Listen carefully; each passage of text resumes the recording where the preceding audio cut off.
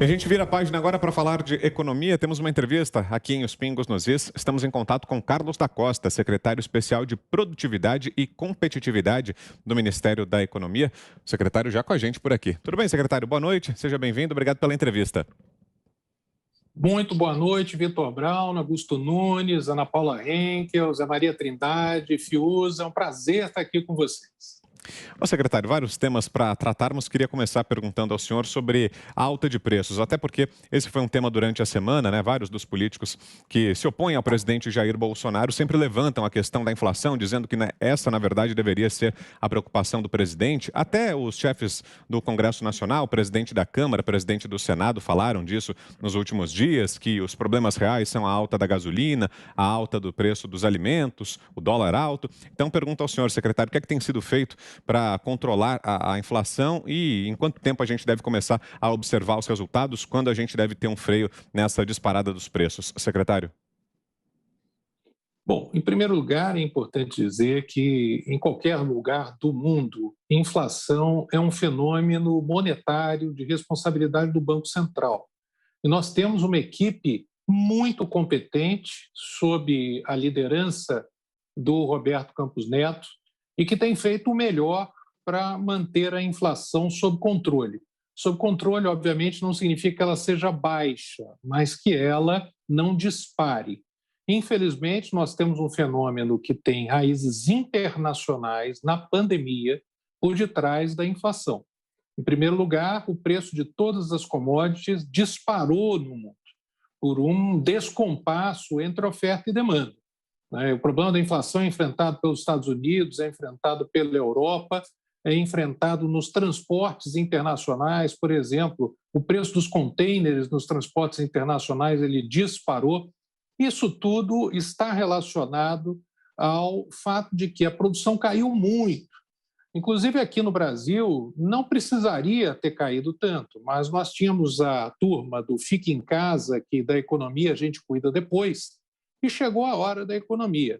Até que as cadeias de suprimento voltem a se equilibrar, a inflação está alta. Infelizmente, não há como você ter um aumento da demanda, uma recuperação da demanda, sem que a oferta de produção, de serviços, de bens, assim por diante, venha na mesma proporção, sem que aconteça inflação. Então, em primeiro lugar, não podemos confundir uma inflação temporariamente alta, um fenômeno global relacionado à pandemia e ao retorno às atividades normais, com inflação descontrolada. Nós temos uma inflação sob total controle do Banco Central, mas que para ele ter evitado, ele teria que ter aumentado muito mais as taxas de juros, com um impacto negativo sobre produção e emprego. Então, eles tomaram uma decisão que foi difícil, não vamos aumentar tanto as taxas de juros, porque trata-se de uma inflação que, em economias, a gente chama de inflação do lado da oferta. Essa oferta ela se estabiliza novamente com o tempo, a inflação baixa, ao invés de uma medida, como já foi tomada equivocadamente no passado, de aumentar excessivamente taxas de juros, estrangular a economia e aumentar o custo do próprio governo com as taxas de juros. Infelizmente, é algo que a gente não gostaria de ver, mas é um fenômeno internacional e passageiro. José Maria Trindade. Salve, secretário, muito boa noite.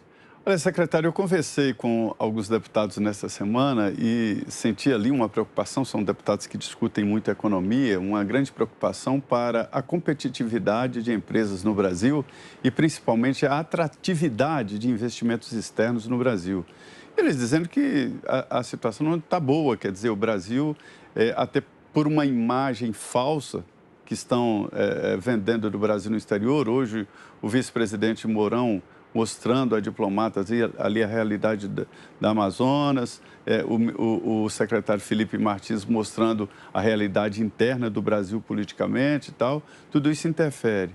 Mas é real, quer dizer, há dificuldades e o Brasil tem dificuldades para atrair novos investimentos externos aqui?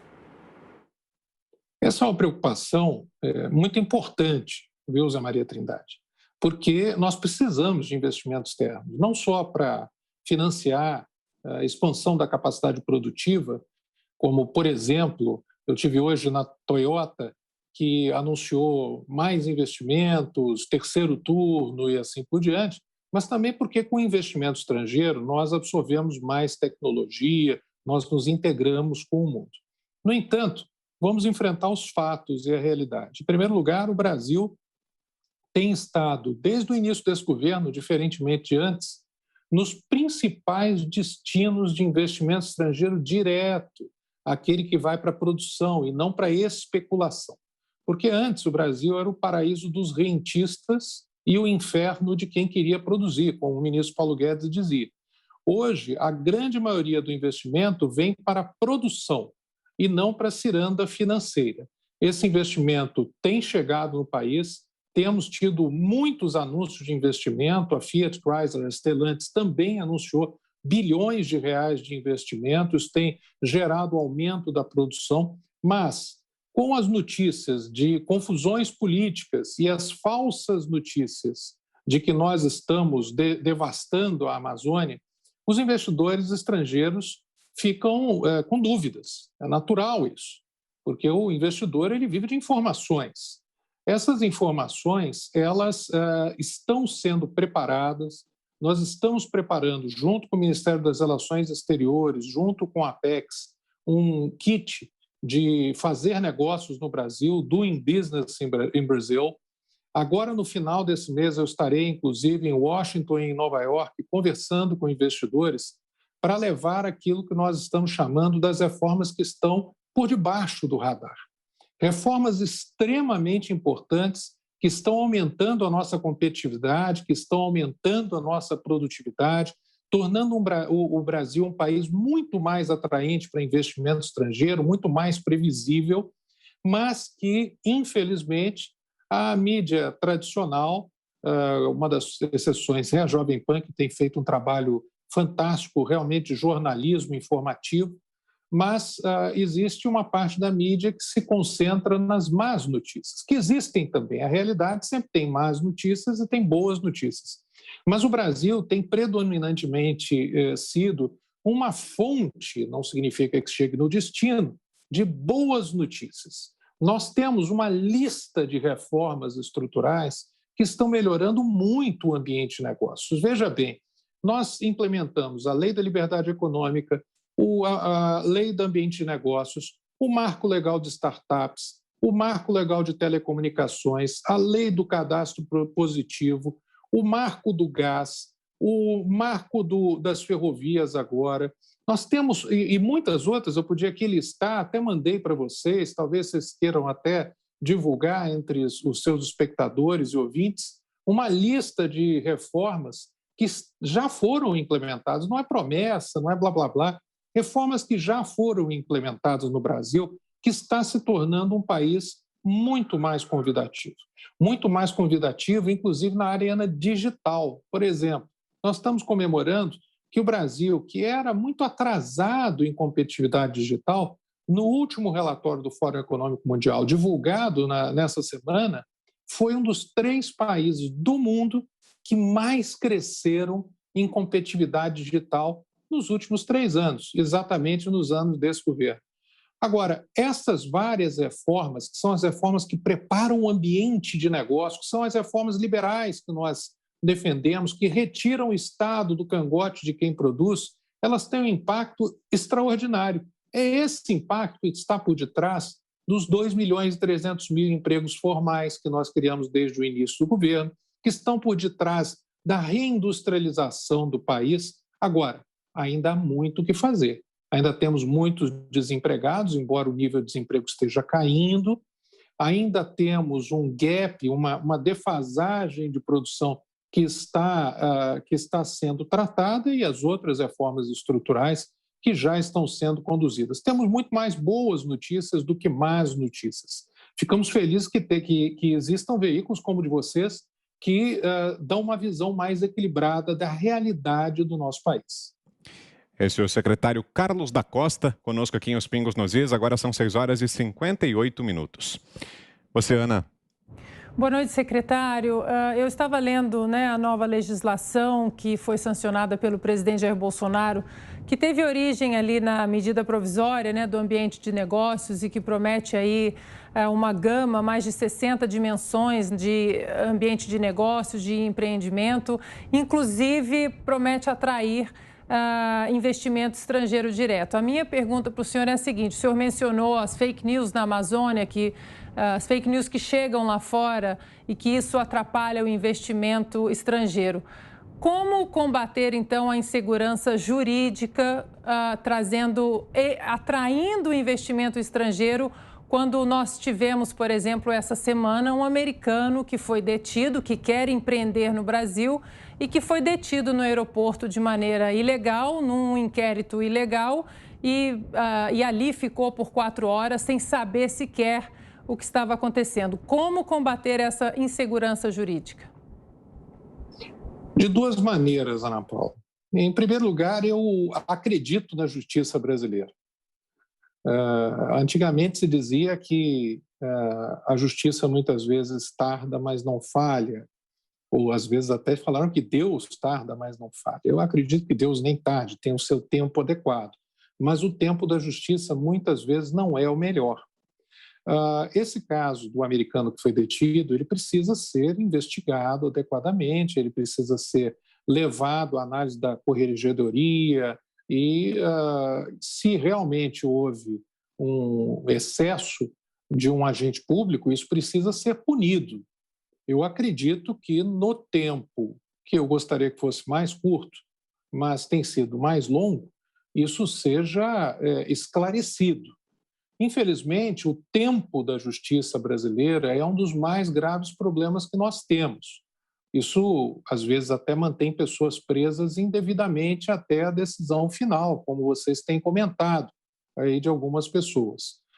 Eu tenho a convicção de que, no final, a justiça será feita, que, no final, aqueles excessos dos agentes serão coibidos, que os excessos de agentes públicos, por exemplo, na fiscalização de empresas, sejam também tratados. Inclusive, na nossa, agora, Lei de Ambiente de Negócios, há um detalhe, que na verdade não é um detalhe, é um dos maiores avanços dos últimos tempos, que foi dizer o seguinte: nenhum agente público poderá autuar, fechar, multar, o que quer que seja, uma empresa com base em interpretação subjetiva.